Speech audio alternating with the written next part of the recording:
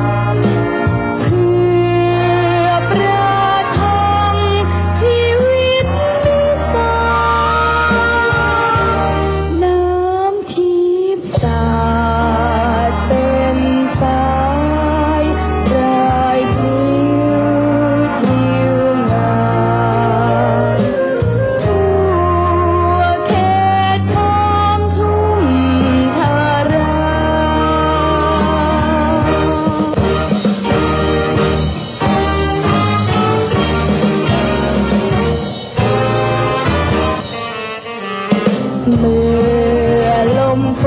นบนฟ้ามาลิ้วต้น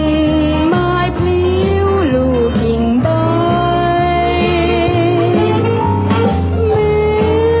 จะเอ็นรากลอ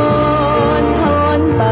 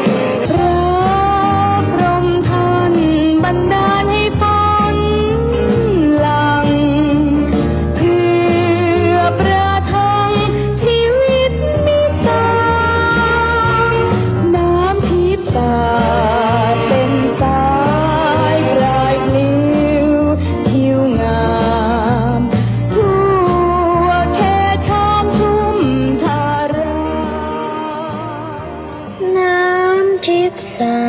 ดเป็นสายพรายผิวทิวงาม